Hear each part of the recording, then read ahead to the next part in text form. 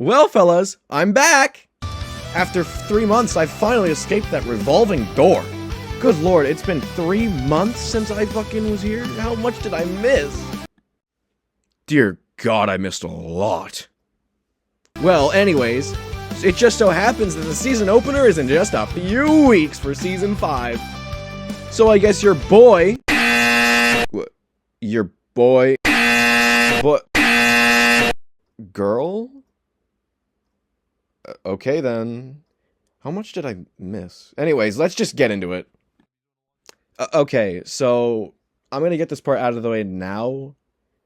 I'm not gonna be able to talk about everyone in this video. In all honesty, there's just a lot of drivers here that I don't have a lot to say about, and I don't really feel like just adding a bunch of, oh, hey, he exists segments to this video, you know?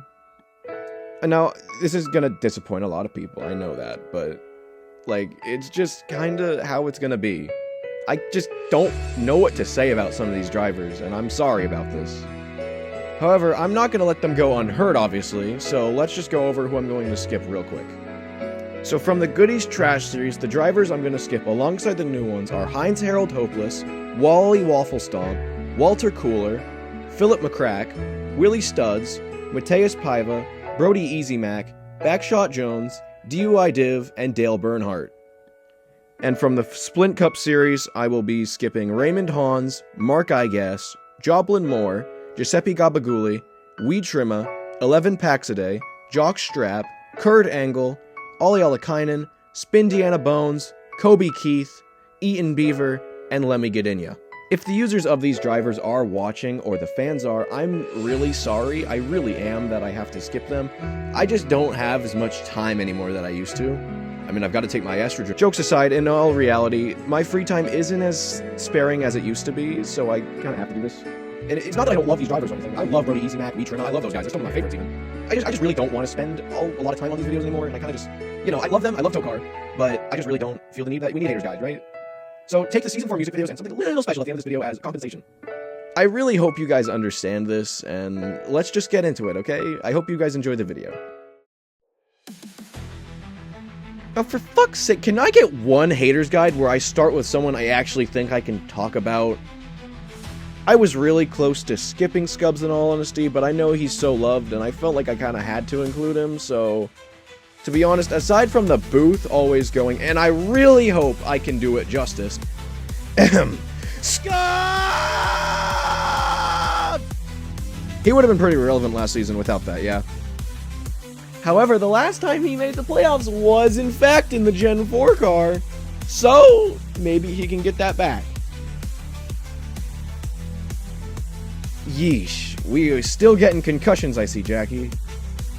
Well, this season started out really good like Season 2. Those 2 top 10s made it look really promising, and then you didn't get another one for the rest of the season.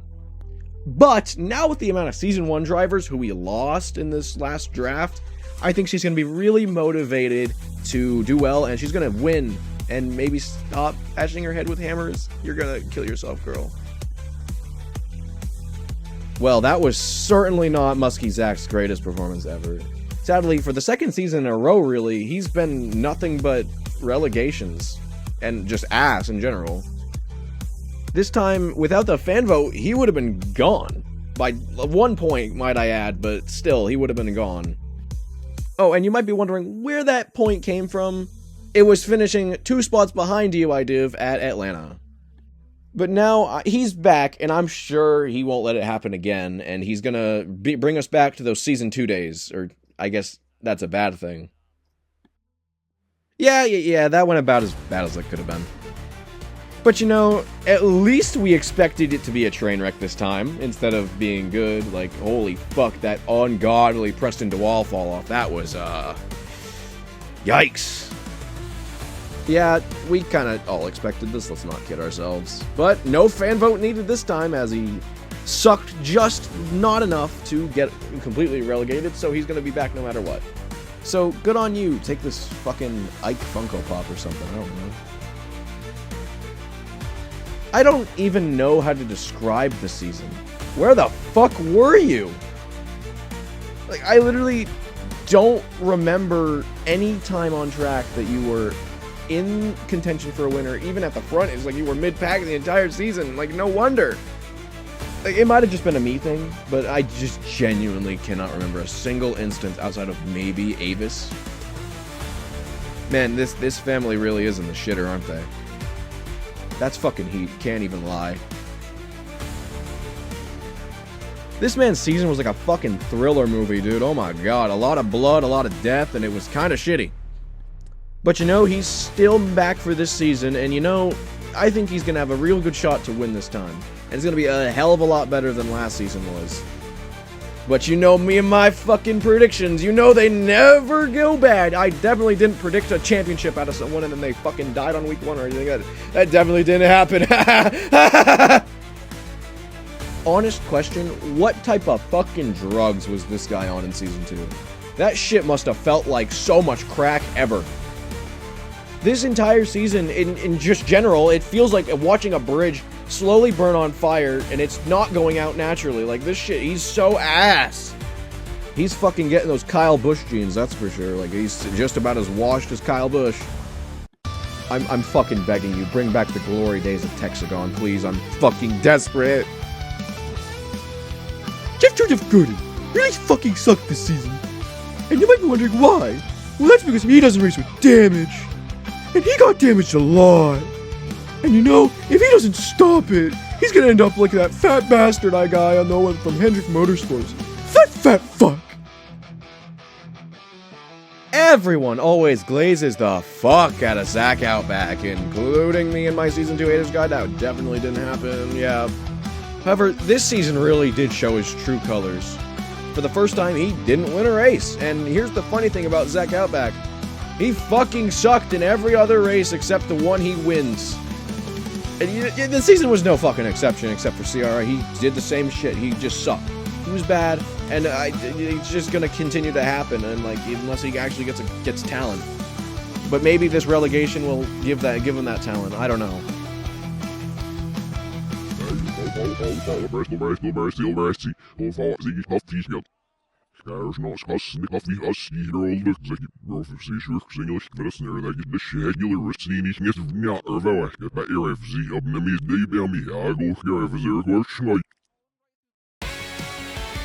Alright guys, unfortunately I'm gonna have to save my Okie Finoki's Danica Patrick 3 for another day, but don't be sad, it's coming, I promise.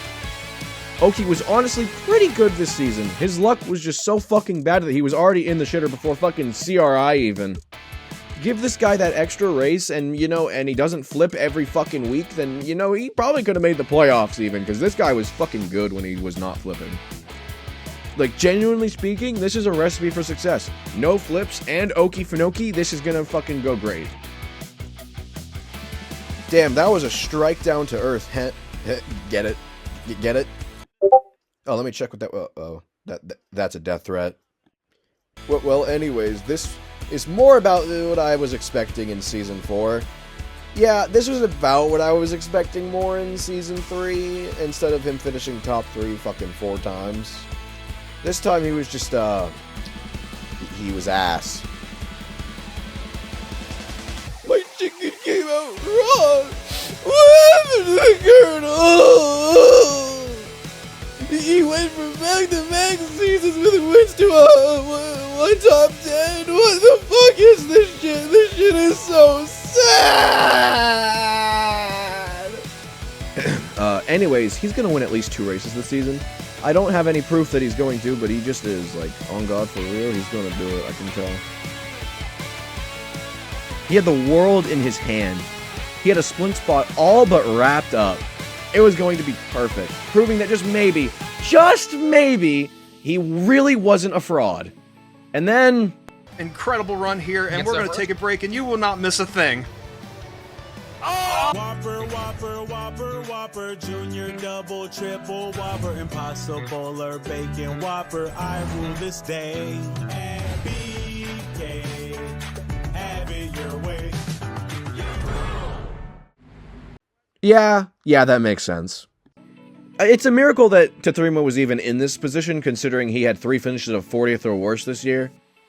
But, you know, at least he's back. He didn't have to use his waiver, and now he's embraced his inner Ragus. No, that wasn't a typo. That was so unbelievably painful to watch. Oh my god. Every single week, it was a fucking travesty. And yet somehow she only managed to lose in a tiebreaker for the last spot. And thankfully she's back, so honestly, who knows, she could cook. However, I am legally not allowed to talk about this family anymore, so yeah. After the disaster that was Season 3 for Joe, I assumed he would be able to rebound great. Clearly I was wrong. There was just no good at all. But you know, at least he somehow salvaged enough to stay in the series for another season. Just barely though, so honestly, my hopes aren't high. Yeah, it's just not looking good for Joe. He got his legs working, no wait, what was it, his arms? I don't remember, yeah. This guy is a fucking asshole! That 84 truck had just the most terrifying aura ever to it all season long I've ever seen in my life. I mean, it caused fucking what, 4 deaths? Jesus Christ. The mailman is outside and I have to be quiet now. Okay, he's gone. I can be loud again. But fucking Christ, this truck is terrifying, but now it's a car, so it doesn't matter. Hopefully Ellie can get his shit together and prove a point to where he's not a killer, he's not a murderer, and he's not mad. And maybe he can get to Splint, I don't know, but please, just do fucking good. I'm tired of this. Yeah, that was just bad. He's really lowering my campaign to give Deer's car access. I don't know who the fuck John is, but he did something terrible to this car all season. I think it's a good thing that Pepsi is coming back after all. But the green was mean to Wyatt specifically, however, not to the other cars though. That was all the Goodies trash drivers. However, let's get quickly into the Splint drivers before I run out of time to upload this. I'm on a timer here and there's a gun to my head, someone please help. Spud was relevant for a solid 2 races, then I don't remember anything else from his season, but you know, those 2 races, he certainly showed that promise. And hopefully in Splint, he can really get that shit going again, and you know, this could be a 4-season win, you know? That doesn't make sense at all, but yeah. Who could have seen this coming? After 2 seasons out of the car full-time, Spore is going to be returning to full-time, and not just in the Goodies series, the Splint Cup series. This is glorious. Oh, what a day. Now, I will say, he did try to kill people at Kansas, which is very funny of him, but, let's not do that again, please. It's really bad to kill people, you know? I ran over a family of 5 today. To be honest, the Orb season was pretty damn basic all the way around. He wasn't exactly relevant, but consistent enough to make the playoffs with just 3 top 10s and 0 top 5s? What the fuck? And you know, despite it all, he managed to do what Lemmy couldn't last season, and that's, well, 1, be a good race car driver this season, and 2, win the championship race and not go winless. There is a lot of promise for the Orb, and he can't die for the first 6 races or something, so you know, he's looking pretty good. You know, considering this guy set the record slowest time in the history of Pocono, to see him come out here into Talladega with no crew chief even and just fucking straight up win, not a single fucking helper, it was just him, but he won the race. It's also surprising because he did fuck all the rest of the goddamn season!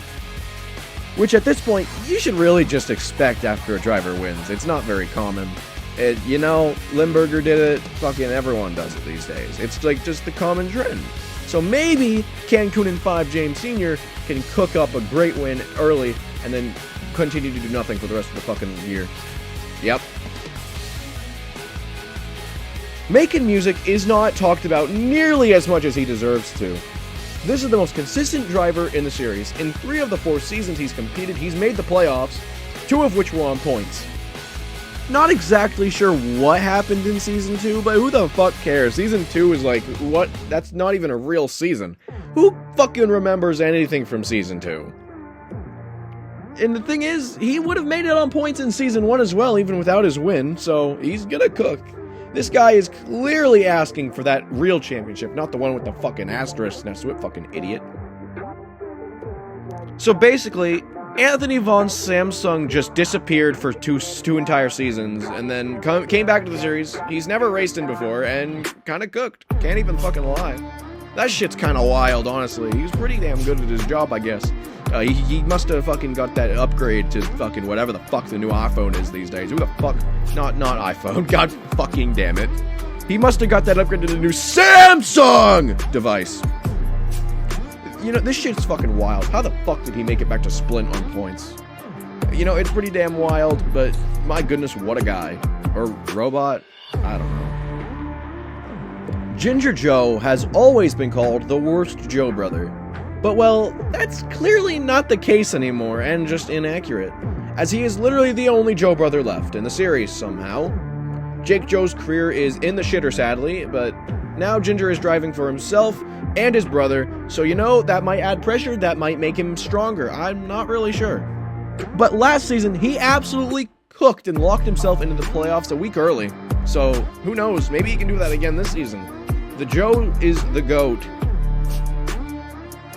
After what looked like the greatest driver ever had stumbled into a car earlier last season, that went all to hell pretty quick, because this season was practically over before Daytona. And then, just to sprinkle a little salt in the wound, he died at Avis again. Luckily for him, he does get to return, but yeah, yikes. That was rough, and I don't see how it gets better. Pitt was an interesting case last season. While he was a pretty average driver, at Talladega it seemed like he had very malicious intentions. However, it appears he got his shit together as the following week he got his win. So honestly, who knows, maybe he can get a win again and get into the playoffs and maybe not try to kill people like he did at Talladega, but I don't know. Maybe he does try to kill people. It brings more character. The career has never been more alive for our boy. It could have been a glorious playoff run, but he came up just short. However, thankfully, he remains in Splint for the 5th straight season. By the way, he's only one of 4 drivers who have stayed in Splint for all 5 seasons. I mean, he's the biggest fraud of the bunch as he's gotten 2 fan votes, but shut the fuck up, you dumb bitch. You don't know shit. This is going to be a glorious season for Tubby over here, but, you know, I don't really want to say anything about it because, you know, I'm a curse with my words. Yeah, I'm just going to silently move on to the next one. Last season confirmed that Tyrese was indeed back and better than ever. A multi-win season continues to show why this man is a champion in the first place, that's for sure. However, the thing about Tyrese in past has been outside of Talladega where he got his 2 wins, he was just not good at all. But yet this season, he was good all season long, and you know, it's looking like he's gonna be great overall. This season, it was completely different as he was the one that was ass at Talladega while he was good basically everywhere else. So, you know, maybe it's time to chase down that second championship. Who knows? He might have it. After the horrible and tragic death of Charlie XXL, Jerry Granado hopped in that damn 20 truck and kicked some ass. He even snatched that win at Atlanta after he got the seat to actually fit him. And you know, he found himself into the Splint Series this year. The potential is very much there. It just comes down to if Jerry can live up to it. And I think he can. Winter has waited months, years even, to finally get his shot in the big league. And at Monza, it finally happened. And now he finds himself full-time in the Splint Cup Series. After those years of struggles, getting lost in wherever the fuck, getting murdered, he killed people, and then he won. Murder is the only way to win. So now he's finally got himself a ride, thank fucking God. So maybe he can keep that momentum we saw at Monza and get some talent. Please. Fearless Fred Bush's career has been filled with nothing but question marks and tragedy.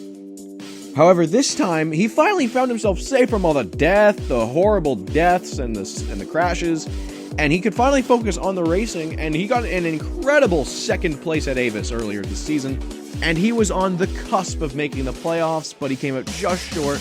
However, he managed to clinch a spot to stay in Splint for another year alongside his teammates. This Klautenheimer team is looking very bright.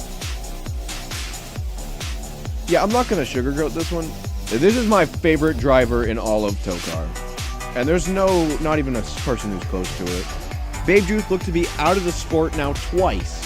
At Season 2, he got that commentator vote, and he salvaged a fan vote for Season 4. And look where it got him. He returned finally, and he was an absolute terrorist off fucking who could have guessed. And he just started the season the way you all expected him to. He wrecked the entire field at Daytona. I mean, what else did you expect? And then he just kind of won a race. Yeah, I didn't think he could do it either, but he has, and now he's back and better than ever. And you better fucking believe he's still got that plow.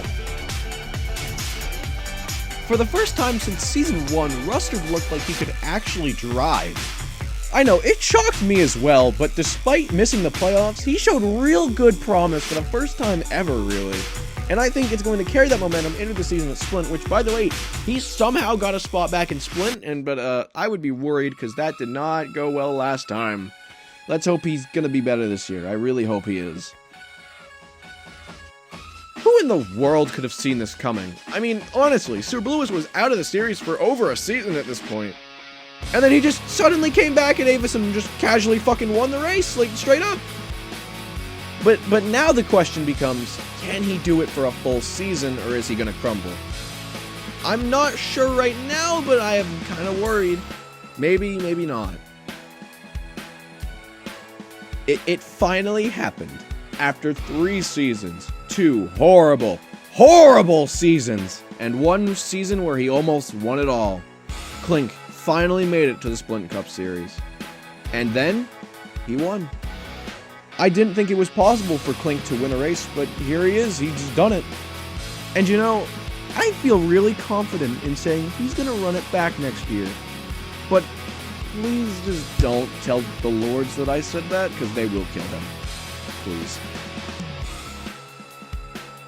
Shaq has one of the most impressive stats, as he's never actually missed the playoffs in his career, and honestly, he has yet to show signs of that changing.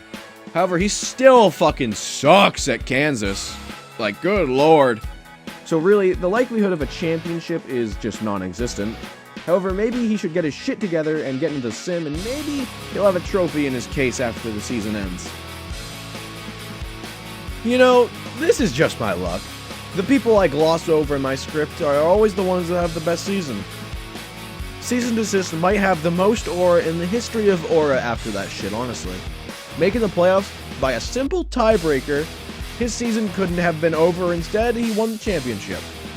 And then he dominated that final run at Pyongyang to lock it up securely. His last stint in Cup didn't go very well. However, now he's got a championship. I'm sure that can change in a matter of races. And I think he's going to be like a middle, borderline point driver. I don't know if he's going to win, but he's going to come close. It's odd to say that this was an off year for Limburger, because realistically, this was his best season yet. Tied for the most top 10s and top 5s, but yet he only missed the playoffs this season. This is the first time he's missed the playoffs. All because he didn't win. His season is pretty forgotten, but it was a very good season. Like, nothing to be ashamed of. And for the 3rd straight year, not 3rd, 4th, he's gonna return to Splint. Like, it's impressive how long some of these guys have been able to stay without being relegated once. But yeah, this season certainly wasn't anything to look down on for Limburger. It was still a great season overall, but if he could have found victory lane this season, he could be a serious title contender, especially with this high 5 cut out next time. You Can't Hear Me season was, certainly eventful. Considering the fact he got fired by Tama for reciting the entire Bible slur edition at Avis.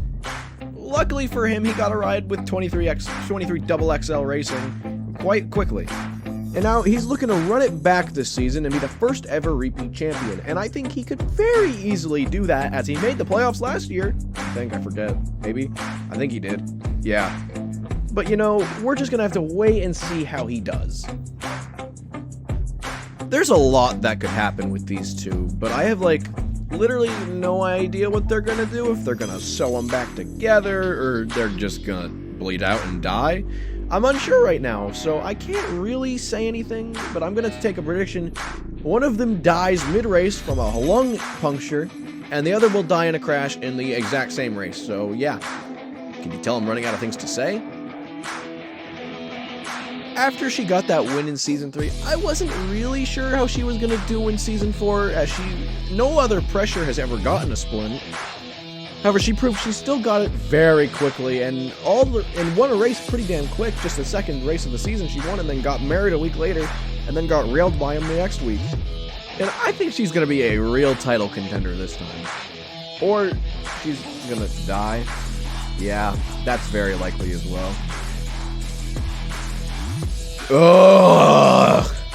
This guy fucking sucks! This is the biggest fraud in the history of the world. Austin Dillon, who? Just to make it clear, this guy got less points than Andrew. Fucking Drew.